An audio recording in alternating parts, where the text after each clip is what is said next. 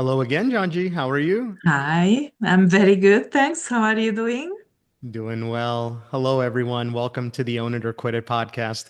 So, we may look like we're wearing very similar clothes to our previous episode. It's because this is a continuation of that episode on purpose. So, in our episode two, we dove into what does it mean to have purpose? Why is it such a big topic? So, if you haven't had a chance to check that out, I would definitely recommend you check that out before you watch this episode because now we're going to get into the topic of how do you match your talents with your purpose. So once you've done a little bit of that self-exploration and understood what your purpose is, now how do you match your talents, right? And I think the icebreaker today, Janji, we were thinking about was kids and how kids are probably the purest form of knowing themselves, being brutally honest and feeling a sense of passion. So let me ask you this question. How do you think kids figure out what they're good at? And, what did you want to be when you were a kid?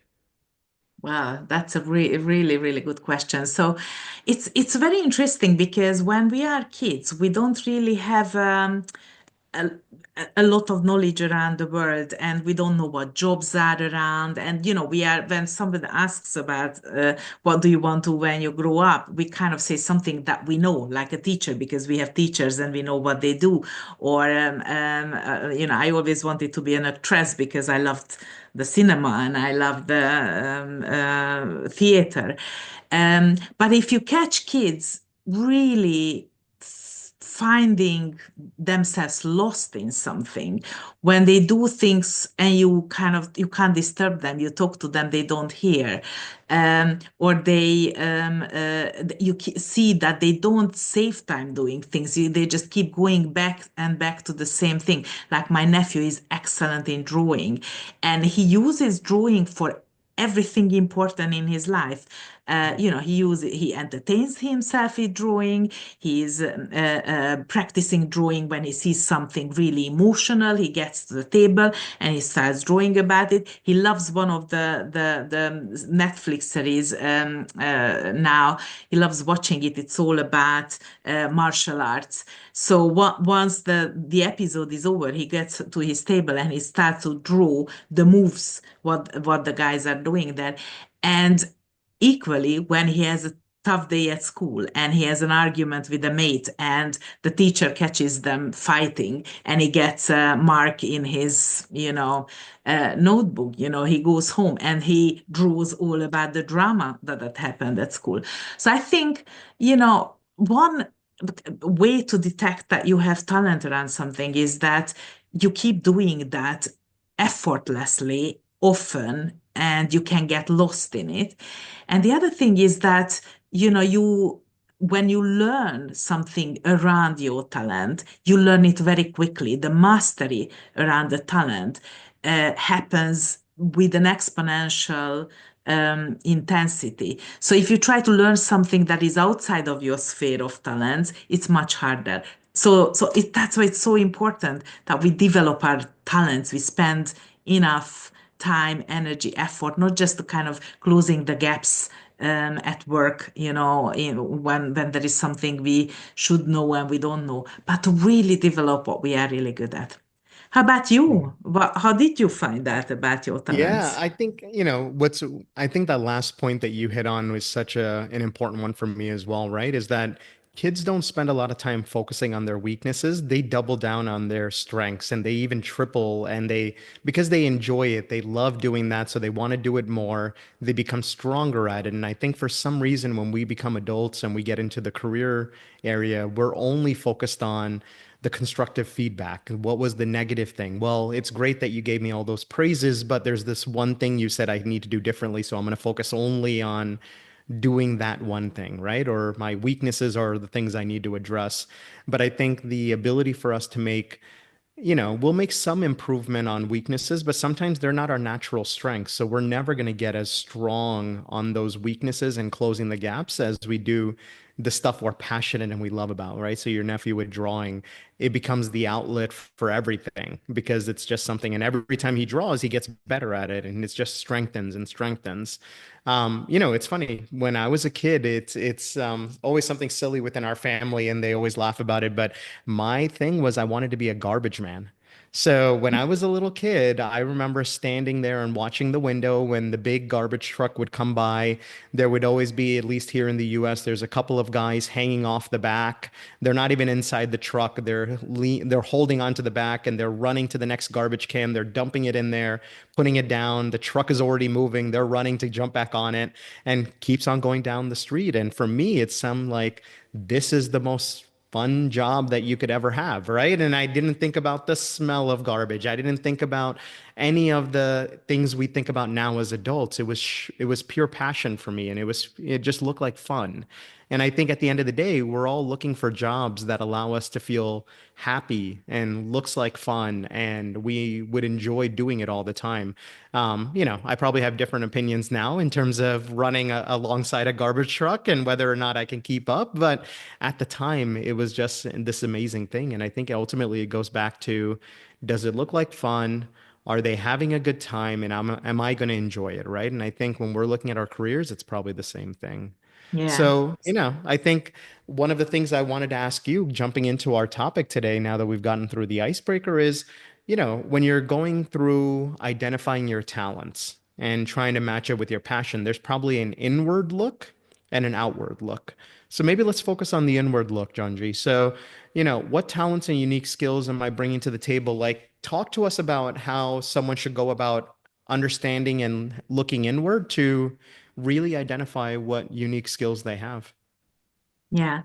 So I really like this topic, and I love that we bring it to the table and discuss it because throughout my corporate career, I've conducted many interviews where, we wanted to hear what people's talents are. And in those conversations, I kind of seen the pattern that people were shying away from talking about those talents. So they were proudly talking about their achievements, but they didn't really have vocabulary, or many of them didn't have the vocabulary to confidently talk about this is where I'm talented. And why is it important? Because, when you're applying for a job, the organization wants that talent. They want to know that, what they're buying. And yes, they want your skills that you built around your talent, obviously, and that you're able to do the job, and the evidence is that you can do that.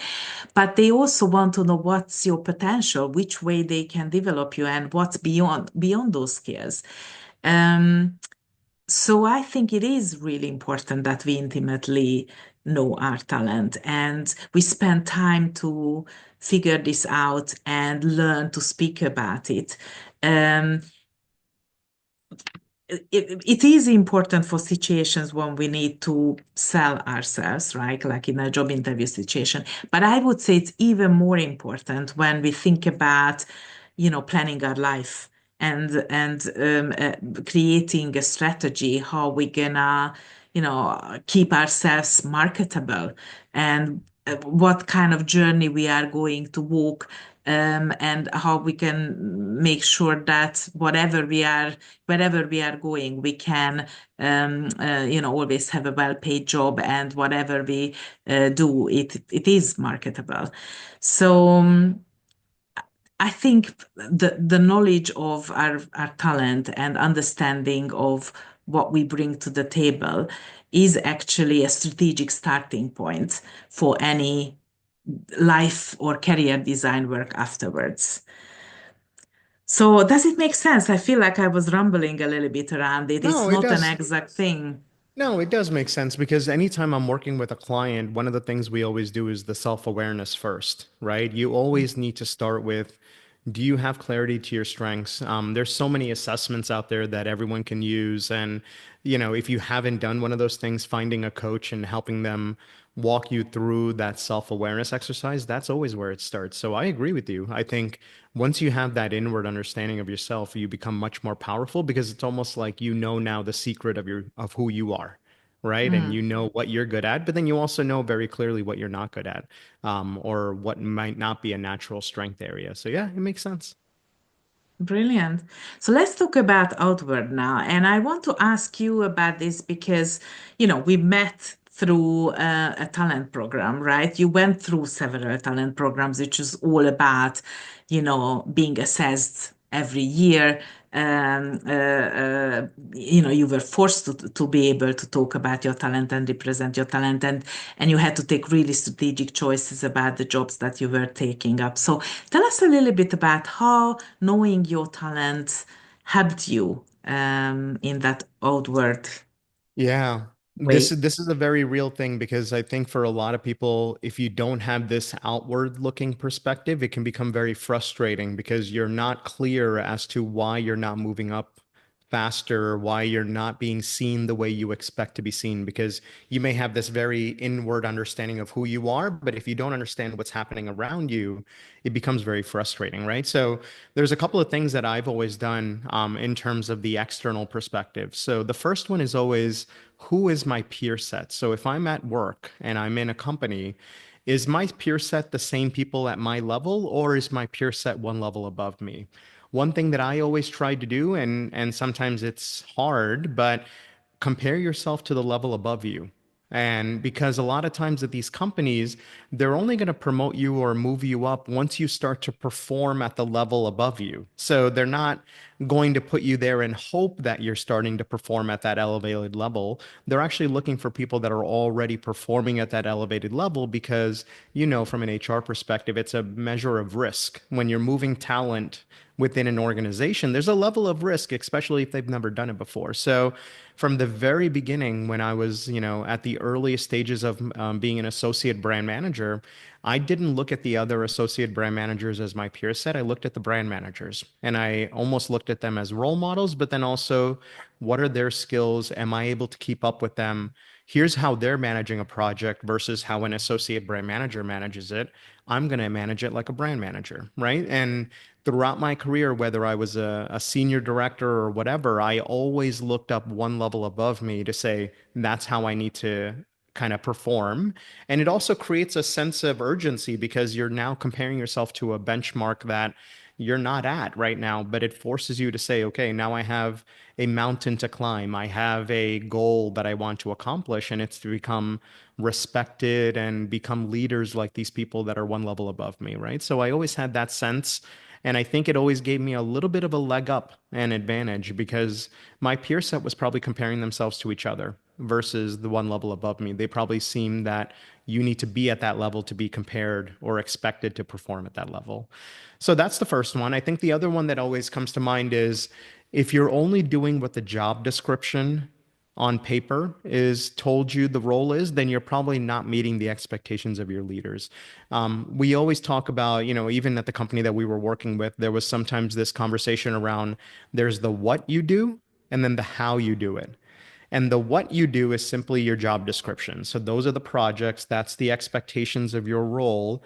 And the how you do it is all of the leadership behaviors you bring when you're delivering that. So, are you accomplishing these projects by bringing people together? Are you collaborative? Are you a leader? Are you inspiring? Are you motivating people? Are you helping people? Those things are never listed in the job description because it's almost a bit of culture. So one of the things that I always, tell my teams as well as my clients now is your job description is only the first step. What you need to do is deliver on the job description, but then what are the expectations of the job? What is the expectation of taking care of people below you and above you, setting up senior stakeholders, helping them understand what you're up to? There's a lot of things that go in there, but all of those perspectives are the outward things. Those are the things you can't control, but if you have a very good understanding of what they're expecting of you, I think it sets you up for success. Fantastic. Sounds What do you think? great. Does any of that make sense? Is it, yeah?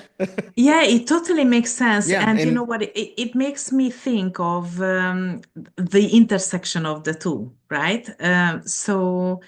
Um, having just the focus on what, the inward looking, it's like, this is my talent, this is what I'm good at, this is what I want to do because I want to be and live in my talent. That might kind of help you to stay 100% in your truth, but it lacks connection with the outward world. Whereas the outward looking is focusing on what others want from you or what others want from your role. But if you are there trying to meet those expectations, you lose yourself, or you lose the connection to who you are. So actually, the real magic happens when you start with yourself and you say, this is what I want from myself and from my career and from my life. And you also look outward and you say, so this is the environment I'm operating in. And as long as I want to be in that environment, these are the players in that environment. These are the reference points in that environment. So, so what parts of these two words, the internal and the external, are in intersection and in alignment. And that's where the easiest path is for me, right? What do you Yeah, think? that's right. Yeah, I agree. And I think for a lot of our audience members, then if they've gone through this journey of understanding who they are inward, they've took an assessment of what's around them and they understand the outward. Can you talk to us about how do you find that match? How do you bring those two things together and how do you find yourself and, once you do that Yeah. analysis? Yeah, I'm very passionate about this because often with my clients we start with figuring out what is that talent that we are bringing to the table, and we do a lot of work around articulating it really well in a way that is meaningful in context of the job that they're looking for. So to figure out whether it's meaningful in that job situation or in that opportunity, we need to do a bit of research. So we need to understand what that environment is about, what they are looking for. And I think these are the two approaches that need to go hand in hand. Um, to do your inner search as well as you to do your external, your market research, if you like. Yeah.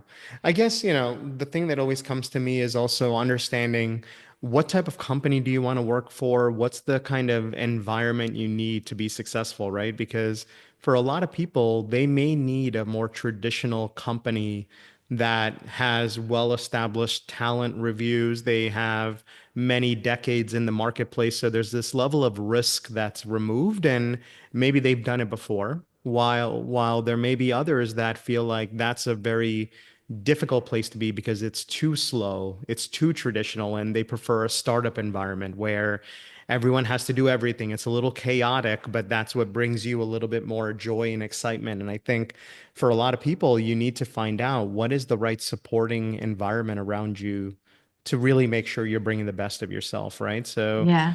there's some people that would never work at a big traditional company and they would only work at startups. And then vice versa. There's probably leaders that would never want the risk of working at a startup and they want the tradition, they want the credibility, they want that establishment in terms of working at a company that's been around like, 30, 40 years. Absolutely. And I would say it's like if you consider your talent like a precious plant, you want to plant that in the most fertile ground. So to do your research, what is the environment when when you will flourish and when you can own your talent, when you know that you're gonna keep growing and enjoy what you're doing, but also you can bring your best. That fertile ground is absolutely essential. And not every ground is fertile for everybody. So we can only figure this out, especially early in our career, by trial. Yeah. That's why it's so important that you give yourself a chance to test various environments. Some people know straight away what they like, what they don't, but many of us, go through experiments and they figure out. But I just would like to link back why we gave the name of our podcast Own It or Quit It is exactly this. It's to take yourself and your talent seriously, respect it, and be in active engagement with the environment you are. And if you are in a space that is good for you and you are good for them, then step in and drive it and own it. If you can't but there are always things that are not perfect. If something bugs you, stand up for it, claim it, shape your environment. But Mhm. if you can't shape it to something completely different, then, then quit it, because that is also a way of respecting your talent. What do you think? No, I think you're spot on with that. And I think your plant analogy is so clear in my mind, right? Because if you feel like you're a tropical plant and you're planted in the desert, and it's just a matter of time before that environment just completely takes away everything that's special about you, right? And I think it's having a little bit of self-confidence. It's also scary, John Jay. I will say Yeah, for a lot of our folks that may feel very comfortable, it's predictable, they have a job today to say that it's not the right fit and to go and find something else, it feels scary, but think about a tropical plant that's in the desert. It'll yeah, probably last for maybe a few weeks, maybe a couple of months, but eventually the environment will, not allow it to grow and thrive. And I think you're right. You need to be able to identify when it's time to move on, right? And yeah. that's why we're here. And I think that's why coaches are so powerful because they can help you through that thinking. And because you don't have to have those scary thoughts and those scary choices by yourself. Coaches and people around you can really help you think through it. Yeah. So really, I think what we are landing on is that, your talent is a really precious thing. It's your best asset, and respect it. Really, that would be my Yeah. one line advice. Make sure you respect it. That's right. And So, speaking of respect, I think we can talk about the homework, which is a little fun, this time yes. around, right? So, Junji and I, we love movies. And one of the things that we were talking about was sometimes what's so powerful about a movie is a trailer. And whether or not that trailer can get the audience excited, it can get them really interested in what this movie's about and maybe even get them to buy a ticket. So we were thinking, what if our individuals can have trailers as well? So your homework for this week, which was going to be really interesting, is think about your inner talent, think about your skills, and write a 3-minute movie trailer. How would you actually demonstrate those skills? How would they come through? And, it's really interesting because if you were in an interview and they said, describe your strengths, really what they're asking for is your trailer because they're probably going to spend the next 30, 40 minutes with you talking about a lot of detailed things. But that first question is always, tell me about yourself or tell me about your experiences. And that really is asking for the movie trailer. So, just imagine you could send this movie trailer on to someone. What are the things that they would immediately notice about you? Junji, I was laughing about you can't see a Tom Cruise movie without him hanging from a building or riding a motorcycle or jumping away from an explosion. There's not a single movie out there that doesn't include him that doesn't have those things, right? So there's probably things for all of us that we want to make sure everyone sees. So that's the homework. Anything you want to add to that, Junji? No, just have fun with it. So we want you to respect your talent, but we also want you to play with it and enjoy the homework. All Yeah. right? So, we would love to see your movie trailers. If you have an opportunity to record something, just drop it in the comments. We also have links to our, LinkedIn. We would love to be able to see if you're brave enough to share it. But if you're not, if you don't feel comfortable sharing it, that's great. Just do it for yourself. And I think it'll help you. And it's another creative way of developing your story. So Fantastic. that's it for this week. That's it for today. All right. Take care, guys. Do your Take care. movies. Bye bye. Bye.